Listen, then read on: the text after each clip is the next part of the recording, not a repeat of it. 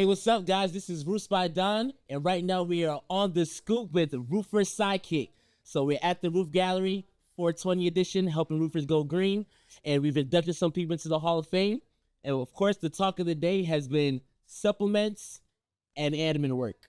So we got Roofers Sidekick right here, and what do they specialize in? Supplements and admin work.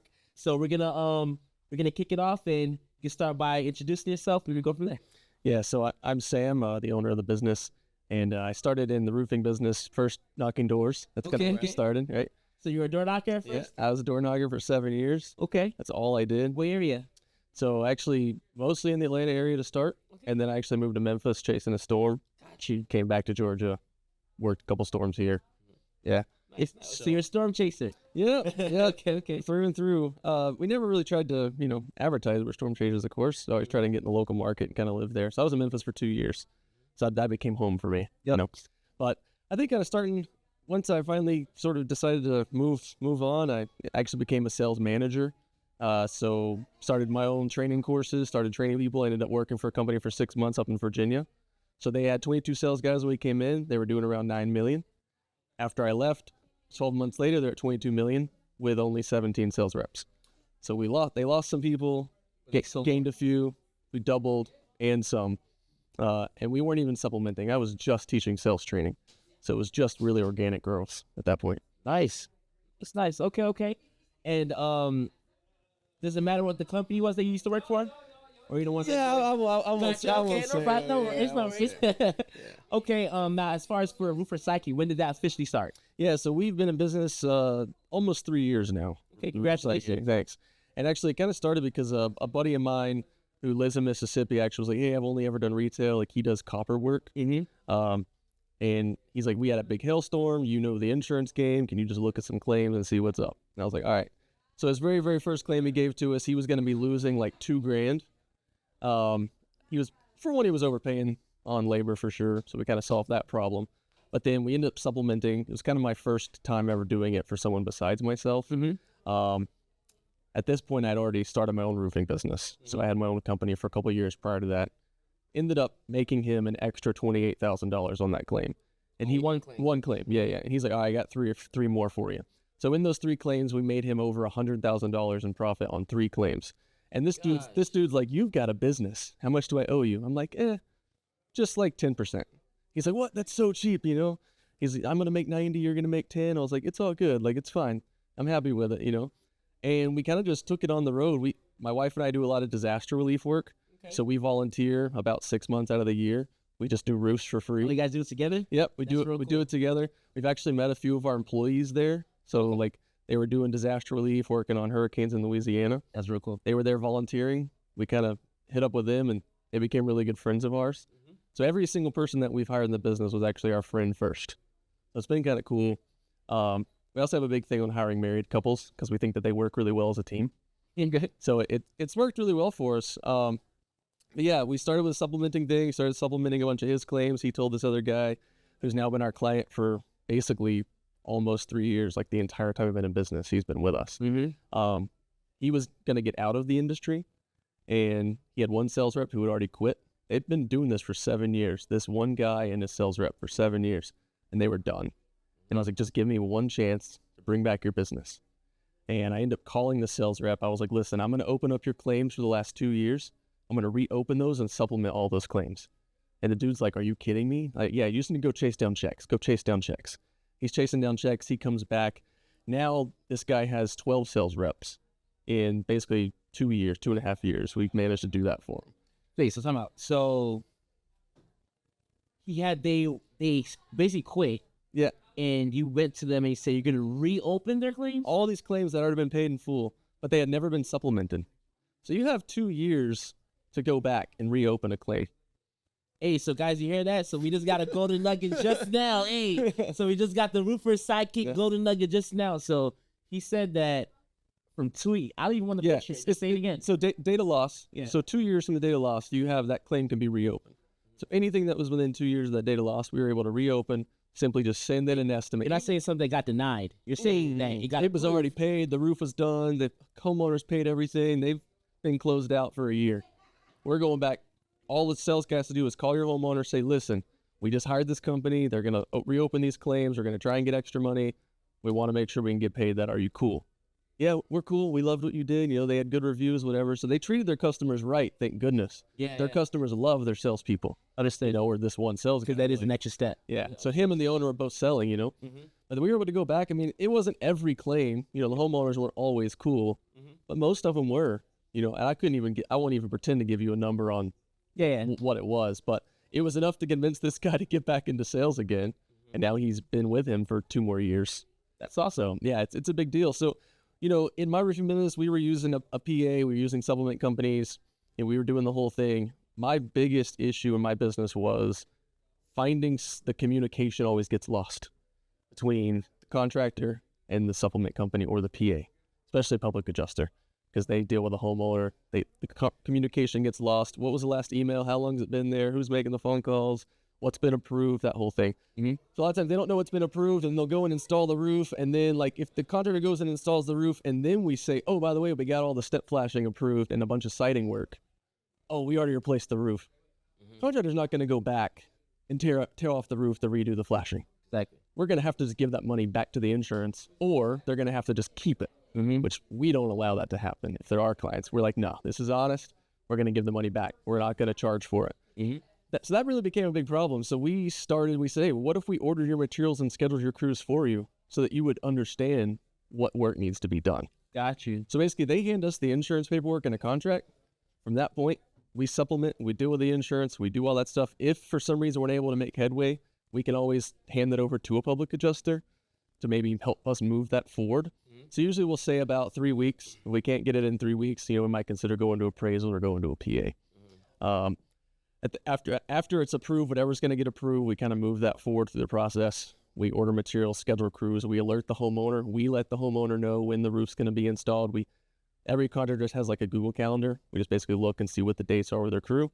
We actually create a crew form, a PDF that we send to the crew with instructions, and that's translated into Spanish so that the crew can understand exactly what needs to go on. Because honestly, if we give that to English, the crew's not going to understand what to do every time. Sometimes, but most of the time not.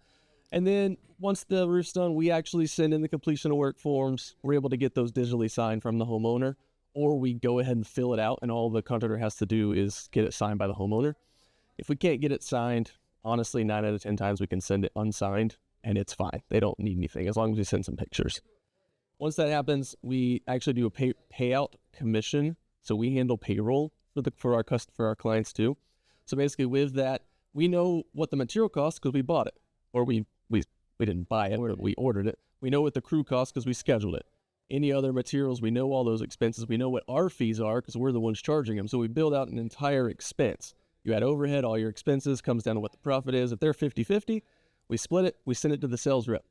Now the sales rep has a breakdown of everything, so it's super transparent. And then the sales rep's basically able to, if they're 1099, they can just send an invoice to the contractor. If they're an employee, then obviously the contractor knows what he needs to pay them on the job. So literally from the second they hand the contract all the way to the sales rep getting paid. We even verify deposits in the bank if they want. We have a full bookkeeping service. I think you guys have probably talked with Contractors Keeper. So we're partnered up with Contractors Keeper, where if we have clients, they actually do our bookkeeping for us too. Okay. And we're able to actually use that service to give them, you know, some more jobs too. So it's really full service. So basically, you're trying to be a one-stop shop. You are one-stop shop. It is. All they need to do is sell a job. Got you. And then they need to obviously have somebody on their end to show up to production the day of install. You know, we even have a sales training university. They can go online. They can watch all this stuff. You know, we provide tracking forms. We can track their stuff. We have our own CRM that we develop. Company? Okay, not anymore. Yeah. Before you shut it down, what's the most you did in sales? The most I ever did in sales? Just personally, maybe 1.2 in a year. That's good. Yeah, it's okay. Big producer. Yeah. That's good. Okay. That's awesome. Yeah. Okay. What do you think that for roofers, what's the best that they could take from you? What's the nugget that they could take? I think about anything would be having a system. You've got to have an organized system where everyone's doing the exact same thing. We walk into a lot of these companies, they don't have a CRM, they don't have a method of production. So we walk in, we're like, okay, we create their contracts. They've been attorney approved contracts. We slap their logo on it. We give them preparing forms, agreements, contingencies, contracts. We give them all those forms. People don't even have that. A lot of times it's like a Word document with a contingency and then filling it out, RCV, blah, blah, blah. You know, we give them a four-page document, you know, and then production forms. Okay, what type of shingle are you installing? What type of felt are you putting? They're like, oh, I don't know. We just order whatever's cheapest. What shingle did you sell to your homeowner? Black. Oh my God. You know, so we're like, no, this is not how this works. So we've got to have a system. Understood. You know, and really just making sure they have that and giving them a good form, like even doing supplements. We developed an app that they can go into. They're able to answer a checklist of questions, input their photos. So it just makes the whole process like, if you can read, you can do the process. How much? We're 100% commission based. Okay. So every single thing we do is commission. If you're at you don't make money if you don't make money. That's it. Yeah. So everything we do is commission. We say we're the 1% people. So basically we do all the admin, payroll, you name it, all that stuff for 1% of the job you sold. You sell a $20,000 job, you owe us $200. That's it for all of that. Now the supplementing is going to be a 10% increase. If you're at volume, we'll consider lowering that. We can go as low as 5% if you're using all of our services. If you're at volume, which we consider that to be 7 claims a week consistently, not per sales guy, whole company. That's easy.